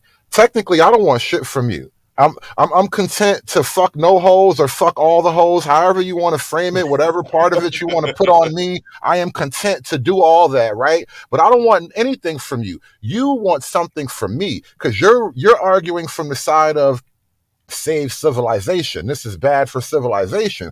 And I'm like, yeah, it is bad for civilization. Fuck you, pay me. And you got nothing for me. And that's where the whole situation is. That's where we are as a nation right now. That's the bubbling sentiment in the nation. This is why you have so many videos about what's going on with, young white men. Why are young white men playing video games and not getting jobs and going to school and talking to girls? It has its own problems in the black community, but it looks very different. But they stem from a very similar source, right? And either way, feminism is a class war, and you're creating a huge underclass full of men who have no essential hope for the future. Great Britain in the building says, frame the question this way, Hood Conservative. What age are you officially the old dude in the club? He's taking it back to when you was talking about that. I don't know. Do you got an age on that? If you frame it that way? I don't know, because that's why I asked the question. And I was never like a clubber anyway, so I guess I kind of just sort of skipped that whole process in life. But I just wonder, I imagine there does come a point where it's like, no matter how fly your outfit is, you just look like you're trying to be young. Like there's just a weird gray area you just slip into, you doing too much. Yeah, especially if you're trying to dress like the damn kids too. Like that's when it get weird. Yeah. But shout out to Will once again. He says the issue I have with the trad cons is that they won't admit that the government is interfering with man and family. I think they do admit that, but their argument is proceed forward, do it anyway. DeSantis refused to sign 50-50 child support. 50-50 child custody. That's disappointing. You just refuse to sign 50-50 child custody into law. Trad cons like government power, same as libs. Thank you for the super chat. Do appreciate that. What do we get for $10?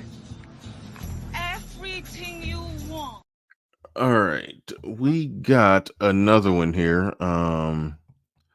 Candace Owens been making the rounds, so I guess she pulled up on these guys here. Oh no, not at all, not at all. Candace Owens ain't on it. She did. I think she did sit down and talk with them though, right? She probably did, but that's not. No. This ain't that. No, I was scrolling and I saw a interesting, unexpected link up. It was Pearl on their show. I didn't listen to none of it. I just kept scrolling. But yeah, so that's what I was thinking. I got it mixed up in my head, but no, it wasn't Candace Owens. It was Pearl that was on their stuff.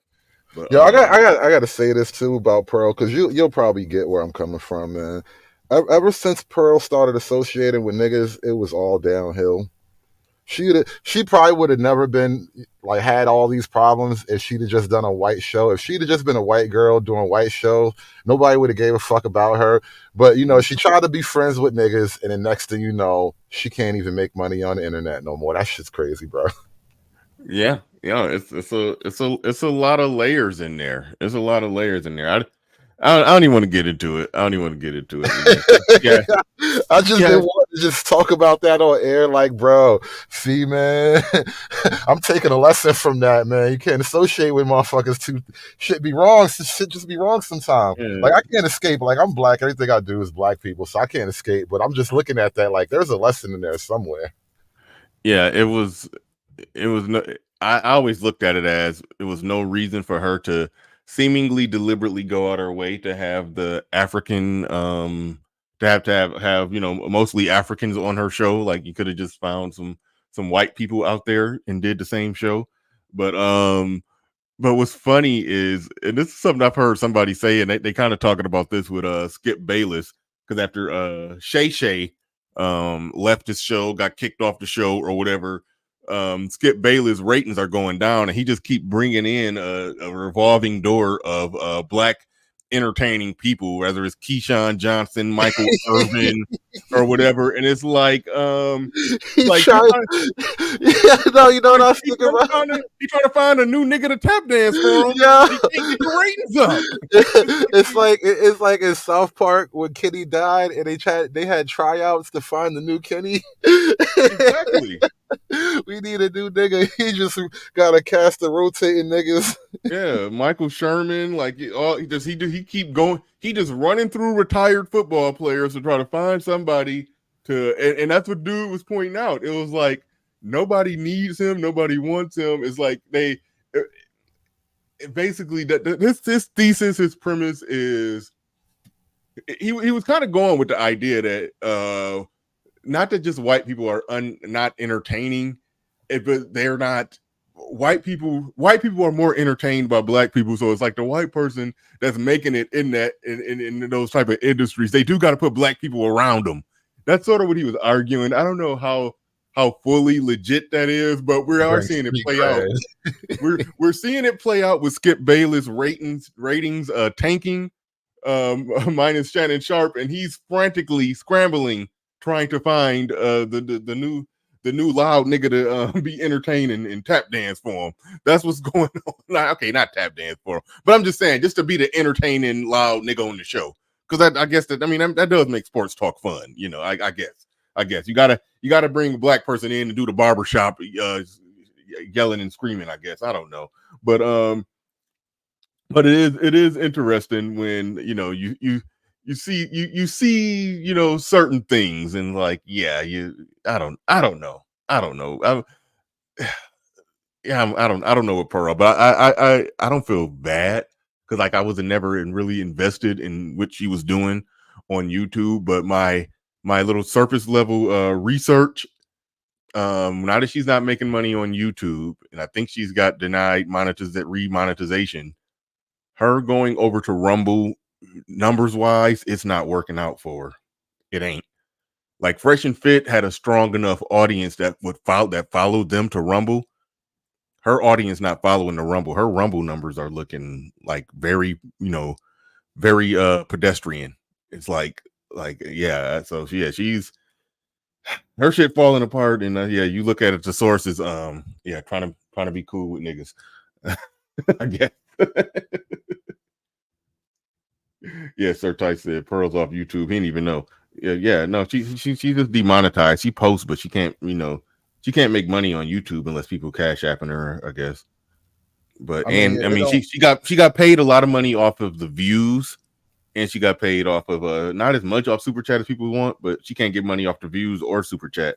And Rumble pays you for the views, and they got like a little de facto super chat button.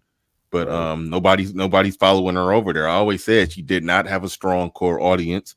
She had an inorganic audience from the from spamming the short reel, which is an effective strategy to grow your channel. But shorts does not draw in as many. It don't draw in loyal supporters. It just draw in people that just like to click the short reel and hear something quick for 30 seconds and then move on. So yeah, that's what she's legit struggling with right now. But Lord Commander in the building says female sexuality is unchained and they are free to go after top men. I think that's what he meant to say. He says they think regular guys can stop Chad from being Chad, but even if we could, they wouldn't get their chance with Chad. LOL. That was I think you mean they think regular guys can't stop Chad from being Chad, but even if they could, they wouldn't get they wouldn't get their chance to be with Chad. I don't even know where you're going with that, tell you the truth. Keep it real. I don't know if maybe my brain not working. Thank you for the super chat. I don't even know exactly what's being said there. You can type that in the chat, make it a little more clear. I'll start and click on it if you want to make that a little more clear. I really don't know what you're going that they want regular guys to stop Chad from being Chad. I don't. Oh yeah, well maybe that is a thing. Maybe that is a thing. I don't know. But all right. That's when they say they want the educated lames to clean up after Pookie. Oh yeah. That argument. Okay, that's what he's going with. Yeah, it was a post where somebody had said, yeah, we need the Russell Wilsons to teach the futures how to be better or something like that. And then that's when that's giving a lot of cannon a lot of ammo for Obsidian to say to stop getting knocked up by the futures and get with the Russell Wilsons again with, you know. So okay, now I get where you're going. My bad, Lord Commander. I was slow. Like I said, what's your plan to take women's rights away, right? Because that's ultimately where we're headed if you want to really get there. Yeah. All right. Let's go ahead and anyway, so now speaking of you know, shit black girls be doing. And, you know, I feel like I couldn't do this little reunion without closing the show with talking about the black girls. That's why I don't date black women. Full coverage. I learned my first lesson in my first marriage. Nope. Shame. Look. First black woman I dated, I said, you know what? What's that saying? Fool me once, shame on me. Right? Fool me once, shame on me. Fool me, you can't fool me again. That's the George Bush. Yeah, he did the George Bush version of it. Woman. Then I saw that one black woman you married. She used to whoop your ass every day. Oh, damn. Yeah, they some funny niggas too. Like, I think they got like a little stand-up thing they be doing too, but they just be sitting there like just for two swim brothers, just sitting there looking at them, talking shit to each other. That shit be funny sometimes. Right? Did he Fool me literally once, shame on. Huh? But did he literally just out his brother that his brother used to get beat up by a black girl? Did he just... That's why I took it back a little bit so we could get the whole build up. Yeah. That saying? Fool me once, shame on me. Right? Fool me once, shame on me. Fool me, you can't fool me again. That's the George Bush version. So I ain't date black women. Then I saw that one black woman you married. She used to whoop your ass every day. Started to notice a trend. Why you always gotta bring that up? What, that black woman whooping your ass? You act like I was supposed to like, oh man, you was stupid. I was stupid. Well, we were Latinas now. We learned the lesson. Oh man. These are the conversations that black men are having. Hey, listen, I was stupid, you was stupid. We got some Latinas now. We not stupid no more. Oh God, this is why niggas mad at the red pill. All of this shit boils down to you siding with the women. That's all this anti-manosphere shit ultimately boils down to. You are upset on behalf of black women. And to that, I say hoes mad. Yeah, Eric Bird said something interesting. He said wrong hood assertive. It was Nick Fuentes. I think he's talking about Pearl and what got Pearl in all that hot water. But think about it. If she didn't have black faces on her show, and she was just a regular white chick doing regular, you know, manosphere sounding content, and she had Nick Fuentes on, it just nobody would have batted an eye. It just would have been a white chick talking to a white dude, and the white dude is controversial, and it wouldn't have blew up as a big thing. You know, maybe a little bit like in like white liberal tube spaces, but it wouldn't have been the clusterfuck that it was.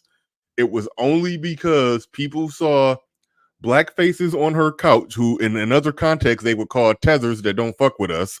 But because it was black faces on her couches and Nick Fuentes was also on her couch, it was like, oh shit, you know, the black YouTube was set on fire because of that. So yes, no, her association and proximity to melanated people who probably don't even, half of them don't even refer to themselves as black, but her proximity to that is what made that a bigger shitstorm. So it's all connected. But yeah, anyway, back to these dudes. But we date outside our race. Much more. I would have ended up marrying a black woman if she was nice. If she didn't whoop my ass. They all nice when you first meet them. Then when you get married, they turn into something else. I was like, where's that black bitch I married? She didn't start beating your ass until y'all got married. Yeah. Well, black women change when you get married, man. Yeah. I'll never forget that day I was living in San Diego. She called the cops on me. She was like, yeah, I'm getting you thrown out. I was like, but I ain't hit you. Don't matter. I'm a woman. You a guy. Watch this. Start screaming. Doing all that, right? The next door, hey, what's going on? What's going on in there? There's another nigga. What's going on? I'm calling the cops, nigga. Yeah. Yeah. Hey, listen. All the people on the internet who be questioning their blackness, like they just got their black card back. Okay, that thing is clear with a balance and everything. I mean, they got you know, their black card is good. Nah, they escaped. Don't bring them back. They don't want to come back. No. I'm saying they with Latinas now. They don't want to come back. No. I'm not trying to invite them back into anything. I'm just saying that there's elements of the black. Okay, people like them get accused of not being associated or understanding aspects and elements of the black experience. No, if you're a black man and can tell stories like that, you was black. You understand black experience. That's all I'm saying. They understand. They rightfully, skillfully walked away from nigga shit. But they've been in that pot. They've been in that boiling pot of water. That's all I'm saying. They've been in there.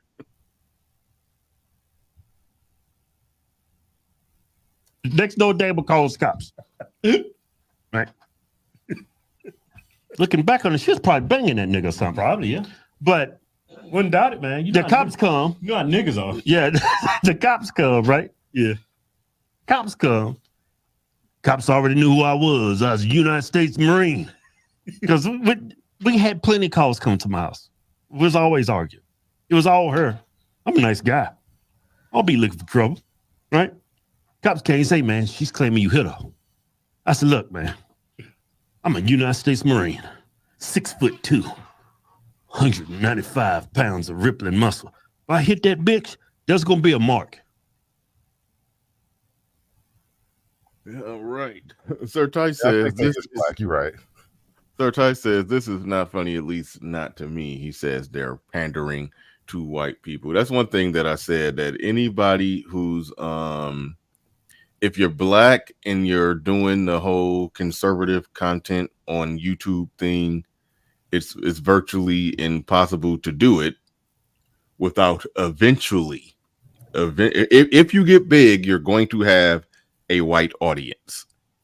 It's no other way around that. And it's like everything you say to some degree it can sound like a pander.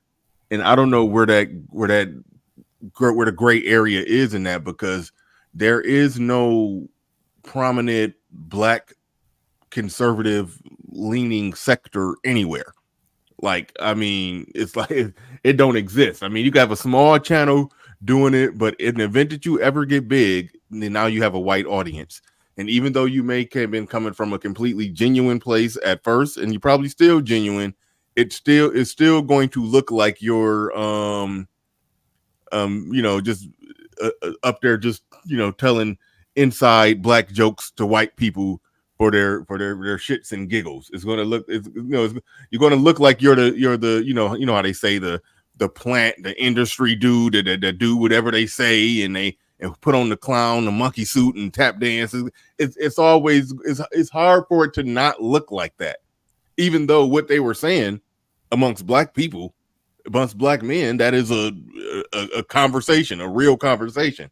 That's so the it's part like, about it that I hate. Hold on. I'm asking, can they not have that real conversation now that their audience is white? It's like, so that's a conundrum. It's like, what do you do with that? That's so yeah, that's where I'm at with that. But go ahead. And it leaves you in a sort of like, fuck it kind of position, because it's not that you don't want to like have friendly conversations with black people, right? But if you're not allowed to be honest with black people because you also talk to white people are also listening, then now they isolate you from black people. It turns into a weird self-fulfilling prophecy, right? It's like you accuse me of pandering to white people, and then you cut me off from all black people. Like you go out of your way to ruin my name and reputation with other black people. So now I am only forced to talk to white people. I hate that kind of process of it, but that's how it winds up playing out. Yeah, and like I love, like, on your channel, I love that you cover the topics that you cover, and at least right now you got it's seemingly a majority black audience. But so it's seemingly, I'm never sure about some of these motherfuckers. Exactly. You got a seemingly black audience, but you will be in a weird space if your stuff blow up. You will be in a weird space because it'll be mostly white people in there, because I don't know if the message you got could blow up really big with a majority black audience. At least I can't think of one. I can't think of somebody who got 100,000 subs and can go live and have 1,000 people in there talking about the things that you talk about while being black with a majority black audience. Like it don't exist. Well, here's another reality though, and this is why you kind of just have to like plant your feet and keep your chin up, because I think I accept this particular reality, and it's a brutal kind of black pill, but the nature of black culture and the realities of black media, like, damn, you know what? I should share this clip with you actually, because it'll be a great lead off into the show I'm about to do, because the nature of black culture is sort of where it's been so managed and so curated for a particular purpose that in order to like tell truth, in order to actually get to raw, truthful conversations about things, you just effectively take the position of becoming anti-black, right? Because there is so much about the culture that is kind of like blissfully unaware of the actual nature of things, right? So like when we talk about the civil rights movement, right? There is an actual almost secret history to the civil rights movement that would shock the popular narrative of it, right? Like when you talk about how the Rosa Parks thing was actually a setup from the jump. Nothing about that was organic. It was all scripted, right? Like you're not supposed to know that when you're in middle school learning about how fucked up white people used to treat black people, right? You're just supposed to know that, hey, one day we decided to fight back. Yeah. But that's kind of the reality. I'm laughing at your little slip up right there. You said how fucked up black people used to treat white people back then. I ain't even going there. Like I said, man, that Africa show was amazing. But that's why I'm laughing, because I know some of your theories about some stuff. Yeah, So that's why OG hates me. I was like, hold on, man, not today. Let's not even go there today. It's almost at the end of the show, and I thought you was about to start a fire about something. No. The show in. Let us get up out of here clean. But no. I'm gonna like just fly a little bit close to the sun. Like I'm gonna just take a safe orbit around the sun. I'm not even gonna get like extremely close, right? But like I said, I'm actually setting up right now as we speak. It's already set up, ready to go. So yeah, I just got to get my clips in order. But I'm going to do a show about Candace Owens versus the rabbi. And the reason why Candace Owens stumbled into this controversy with the rabbi is because Candace herself has been kind of digging into the nature of the media in regards to like black entertainers. And she's been asking some uncomfortable questions, right? And so without me, putting out any crazy theories, because I'm a good guy, and I may think crazy thoughts, but I'm not going to share all of them with you because I'm a good guy. I would never. But I want these guys to tell you their experience of, their part of the game. Let's just put it like that. Their side of the game. All right, and really, really quick before we get into that, Shout out to Will once again. You just joined the wrench mob.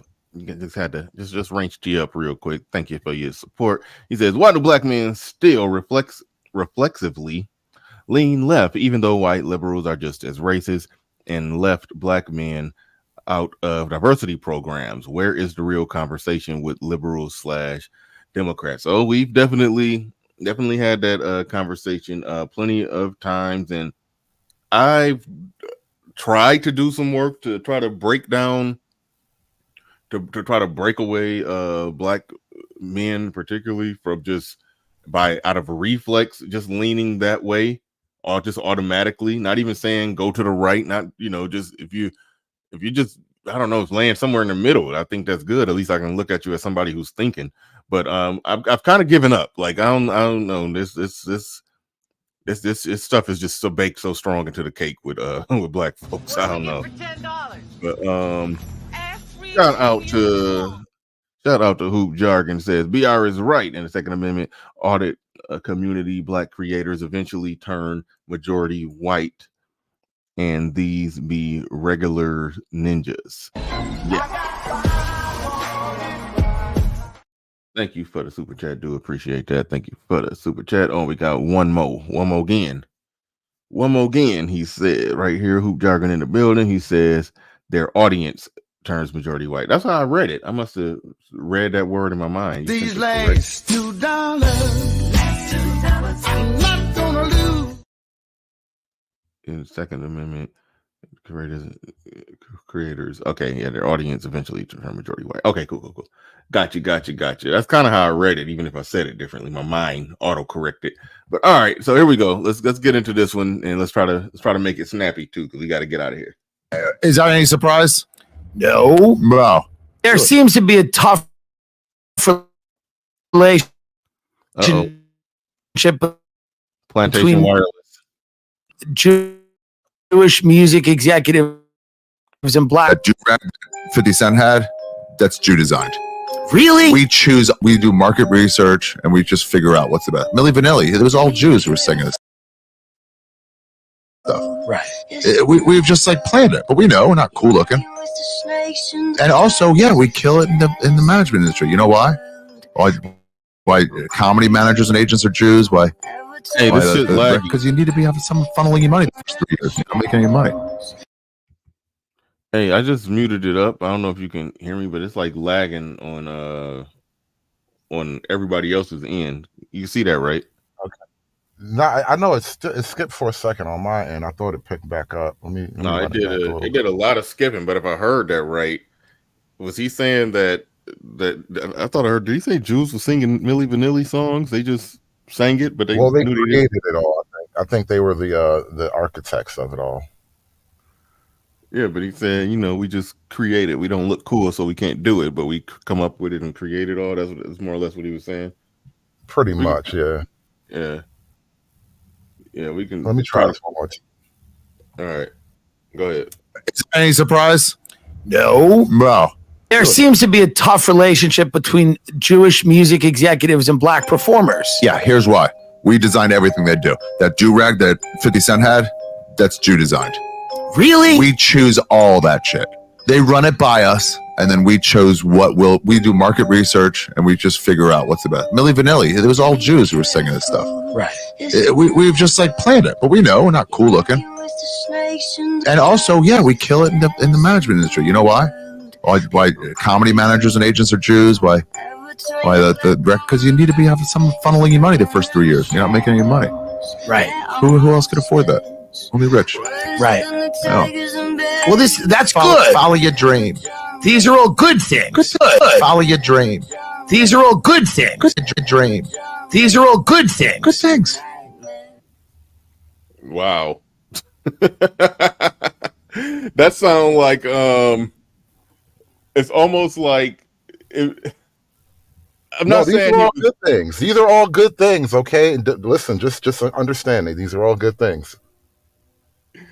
It's almost like, I don't want to say that like it was a joke, but you know how like in a Saturday Night Live skit, they have something just so blunt where the thing that, that's not being said you know, the things that sort of out there in the subtext, the part sometimes the Saturday Night Live skit just puts that part in bold and up front and have somebody just literally saying it, and that's more or less what that was. That's how I kind of felt like, damn. Remember when Dave Chappelle did that whole bit about you can't talk about those people?